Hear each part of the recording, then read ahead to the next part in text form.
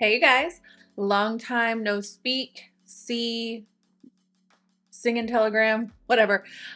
Today I wanted to do an update video for you before I dive into the content that I have been planning on doing for quite some time, mostly because I don't want to start a regular content piece with this huge diatribe about what's been going on. And typically the people who would watch something like this are not always the same people that are finding me through like SEO or something like that. First of all, let's talk about the fact that I have not filmed in like 5 or 6 months, and I have not filmed in a setup like this, I don't think since 2020, but I don't even have any of my old backdrops. I used to have like a whole collection of them. Don't have them anymore because I just thought I'd never ever do a setup like this again. So stupid. So all I have is this white thing, and I feel like I look like KLN coming to the light. Like this is a lot. So I need to get my hands on something else. I feel like it's making my hair look extra frizzy. Like this is all just kind of happening in a run and gun kind of way. Not to mention, I didn't do my makeup in here. This is actually my son's room, by the way. I did my makeup in front of my regular vanity, and it looked pretty intense then, but then I came in here and I'm like, wow, it looks like I have nothing on my face. So there's a lot of growing pains that are going to happen in the immediate future, but I didn't want to keep prolonging coming back. So let's talk about the last time you guys saw me. I think it was back in, it was either June or July. It was very soon after my son was born. He is now 7 months old. Cannot believe this. But let's rewind the tape. Right before he was born, I had this sudden burst of creativity and inspiration and desire to get back into work, and really thought, foolishly, that I was going to have this baby and then be able to just hit the ground running professionally. And I can't believe how stupid it was. And it's almost weird that I would have that assumption because he's not even my first baby. I am just convinced Mother Nature wires our brains to just forget completely what pregnancy and newborns are like. Otherwise, people probably would stop doing it. Last time we spoke, my son had just got here. I was kind of adjusting pretty well to the new mom thing. I mean, the hardest part for me was not him, because he's actually a pretty easy baby. We have had some growing pains along the way. Like he went through a sleep regression at about 4 months. Oh my gosh, there's a hair in my eye. You guys, I'm sorry. I'm so fidgety. I'm not used to this, but a sleep regression about 4 months, teething happened. So there's normal things that come with little babies. But you hear these horror stories about like these colicky, screaming babies, and he's not like that at all. The real challenge for me was getting used to not being able to have a plan or a schedule that I could comfortably adhere to at all. And I am so clingy to plans. Like I need them, routine, same thing. So this kind of like nebulous every day is completely different and yet exactly the same kind of vibe that we were living in for a while. That was the hardest part of it, quite frankly. Losing all the sleep. I mean, I don't feel like I've had a real, except for there's one exception here. We'll talk about it in a minute. With this one exception, I haven't had really good sleep since maybe this time last year. It was early in my pregnancy was the last time I was getting really good sleep. So we kind of went through that, and shortly after I made that video, I think it was about 2 or 3 months later, I had to go and get my cancer situation sorted out. So if you don't know what I'm talking about briefly, when I was about 4 or 5 months pregnant, I was told after a routine examination by my doctor that there was a very high probability that I had cancer. I'm not going to get into specifics about what type and everything that happened, because I don't like when people try to diagnose me or, I don't know, get too involved in medical stuff, because I'm kind of a hypochondriac and I don't need any help with that. So as vague as I can put it, during my pregnancy, there were biopsies done. I actually had to have an MRI at one point. It was lots of tests. I mean, when you're pregnant, you are going to the doctor as it is, but being pregnant and then potentially also having cancer, it was another level. I felt like that's all I did from about March until kind of like right before he was born.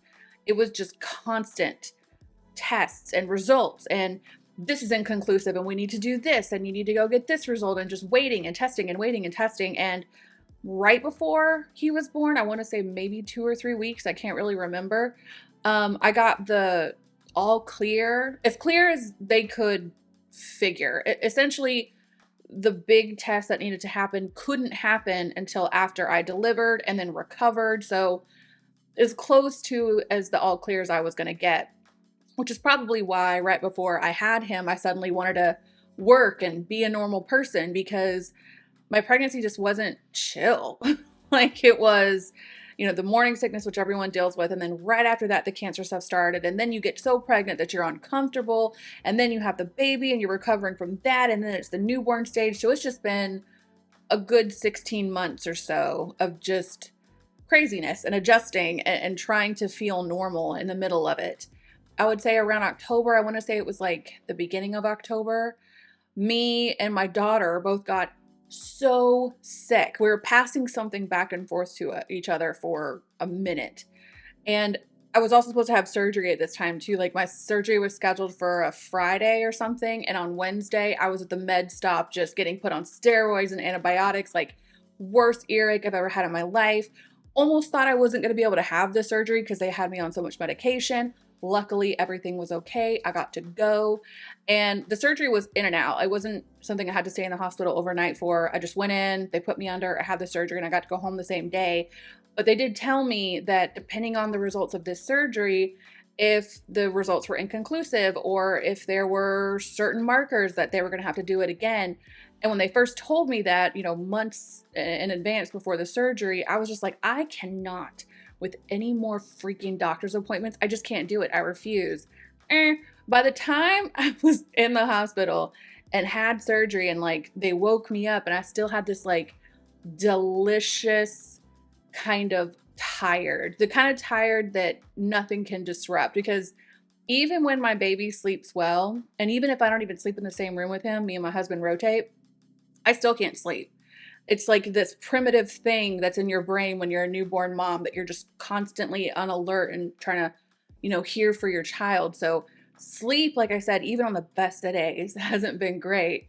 But that type of tired and drugged up feeling I had after surgery was so good. And I slept so well during, obviously, and in the couple of days after, that I literally kind of had a thought of, if I gotta have this surgery again, I don't really care, because that sleep was delicious. Tell me you're a new mom without telling me you're a new mom. Surgery sounds like a good idea. That was the beginning of October. And then I got a call like 3 days later. It was fast.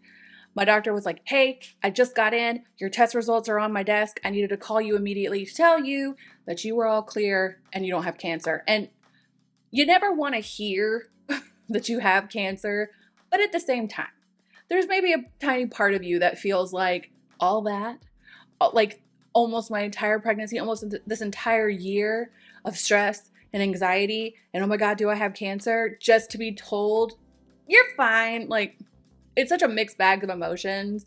All these doctor's appointments and stuff, and I was fine the whole time. But anyway, that's all clear, thank God. And then after that, I just kind of wanted to enjoy the holidays and do all that kind of stuff and focus on, I don't know, I got real big in my homemaking bag. I was like making bone broth and homemade flu remedies and organizing my house, and I was just enjoying that for a while. In fact, there was a period of time there where, my life was so oriented around my son, being a mom, taking care of my family, that it almost kind of dawned on me, like, why don't I do this for content? I have to do it anyway. So why don't I find a way to make content around, I don't know, mommy vlogging or whatever you want to call it, to an extent. You guys know I'm like really weird. I don't even think I've ever told you guys my daughter's name. Y'all don't even know my son's full name. I'm really private. So it didn't really track that I would even consider this. But at the time, it seemed like a good idea. I was heavily considering it. And that is, if I was even going to come back at all, because I definitely wrestled with that as well. I was like, I could just stop and just sit home with my kid and that could be the end of it. I've got a lot on my plate. I can't think of anything else, honestly, right now. And then, around, I think it was around Christmas time, that I kind of started feeling, and any new mom can vibe with me here. You go through so much, like during your pregnancy within your body, and then your life changes. And for me, like my body image, as far as my weight and everything, was already not at a good place before I got pregnant. This medication that I got on in 2020, 2022, early 2022, just wrecked shop. Like I gained a lot of weight, and not only did I gain a lot of weight, I gained it fast. I was looking back at some videos from 2022 from like February to April. It looks like I gained like 30 pounds, if not more. It was just wild, number one. Then my skin, if you guys remember, was in such a bad place. My hair was falling out. The medication made me feel really apathetic, like nothing mattered anymore. I couldn't get excited about anything, but conversely, I couldn't get sad about anything. It was just rough. And I took a lot of 2022 off of social media because, well, two things. Number one, I didn't want to look at myself. Even right now, I'm still kind of having a hard time with it. And let me just clarify, because me and my husband were talking about this yesterday. I am not one of those people where it's like, I feel fat or ugly and it like upsets me. It's just a fact. And it just isn't, it's a fact I can do something about, like if I want to. There's times where I don't want to. And I think in 2022, that was the case. Like before I got pregnant, I just was trying it. But again, that medicine made me not care about anything. So I just mentally couldn't get there. And then, physically, I was just not feeling like putting myself on the internet. And I just really didn't do much until I got pregnant. And then you go through a lot of changes there and just haven't felt like myself in a really long time. And around Christmas time, when I started thinking about the new year, like we tend to do, I was thinking, well, maybe I could/should get back into beauty because number one, I feel like I've been out of the game so long that it's like a whole new world out here. And there's a reinterest and reinvigoration on the subject matter for me because back in 2021 and prior, I was just kind of burnt out on it. I thought it was just unimaginative and boring and redundant and all the things, hence the anti-haul series. But I feel differently. There's a lot of good stuff out now that I'm very interested in. Plus my approach to beauty has changed. It's not just makeup. I'm really interested in hair, skincare, wellness as a whole. I consider being a facet of one's beauty. So my frame of reference for what I want to talk about has expanded, not to mention a lot of life changes have happened. I'm in that very much so like bounce back era and train of thought. I'm older. I am looking 40 right in the eye. It's like right there. I'll be 40 in 2 years. I cannot believe it. I'm a new mom, which brings a lot of time constraints and, my tastes have changed. It's just such a fresh new pair of eyes coming into this facet of content creation that I really haven't had in a long time. So I'm super excited to do it. And, if you were in a similar place to me, maybe you're a new mom, some other life changes happened. One of my most popular pieces of content on here was talking about how to get yourself back when you let yourself go. That's kind of the vibe. And, going back to what I said, there was two reasons that I haven't been on here. One being my kind of image of myself and that medication I was on kind of dulling me so much that I didn't care anymore. The other thing is I tend to create content because I like to walk it how I talk it, so to speak. And the main things I have talked about on my channel have either been beauty or, having a good mindset and advice and things of that nature. And neither of which have been incredibly present in my life. I don't know, like I said, probably since 2022, so like 2 years of just not being in this headspace whatsoever. And I don't like to create content or talk about things that I either don't know from experience or I'm not actively in compliance with. I'm not a hypocritical content creator. If I tell you guys not to do something or don't do it, I'm not going to do it myself. So I wasn't going to get up here when I was going through all the stuff I was going through in the past couple years and fake the funk. I just couldn't do it. So a lot of that stuff has changed. I feel like, again, interested in this kind of stuff in a way I haven't been in a long time. And also I feel, although I'm nowhere near in any capacity, physically, professionally, the person that I want to be, I feel very positive that I can be and I will be. And I didn't feel that way before. That's like going back to what I said, where I can say something that sounds almost self-deprecating about myself, or it probably is in fact self-deprecating, but I don't have emotions about it. I'm not one of those people who like, I don't know, this is going to be a really weird example. I was watching this video on Lori Hill's channel. She does a bunch of like plastic surgery and beauty kind of related videos. And she was talking about Ozempic and some people's weight loss with it. And the comments, or there was some part of the video where it was like, if you feel triggered or can't look at other women who are skinny without getting upset about it, or like this whole conversation about like, this woman looks good, so it means I had to feel bad about myself. I don't have that. Whatever that is in me, it doesn't exist. Or excuse me, whatever that would exist in a person, I don't have it. So someone can look really good to me and I can be like, wow, they look way, way, way better than me. I want to look like them, but I don't get like hurt about it. I don't feel anything about it except for like, I have identified a problem and now I need to go find the solution. So all that being said, you know, I don't feel my best right now, not even close. In fact, I didn't anticipate on coming back to film this until like March or April when I had a little more time to kind of get my shit together physically. But it is what it is. I figure we'll just do it together. Maybe you're in the same boat as me. You want to glow up and feel a little better about yourself. And beauty, in my opinion, is just one of the most fun ways to do it. So with that being said, future of the channel, I'm actually going to film a massive, disgusting, depraved makeup haul today.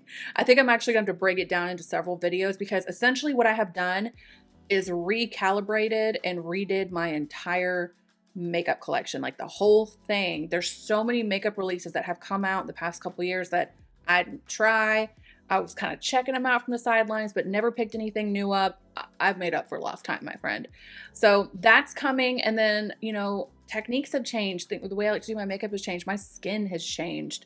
Not to mention, I have actual beauty treatments that I'm getting done. Like I just got Botox done about a week and a half ago for the first time since, I think the last time I got Botox was 2021, like spring 2021. I'm actually going in on Wednesday for some filler because this side of my jaw, I feel like, I know I have like weight to lose. So, you know, my bones are hidden by fluff right now, but it's not that. It's almost like the bone on this side of my face is receded in some weird way. Like it was like this before. And I don't know. I just wasn't worried about it. Now I am. So I'm going to go get that done. And then in a couple of weeks, I'm getting a CO2 laser done on my face and my neck. So I'm just out in these streets, trying the beauty treatments, trying the wellness stuff. There's a lot of fitness stuff going on. Like I'm very in this right now. And the best part about it is, going back to what I said before about how I lightly considered doing mommy stuff for work and why I changed my mind. Let's circle back to that for a minute. But when I was considering doing the mommy content, I kind of had a moment of like, okay, wait a minute. Wait a minute.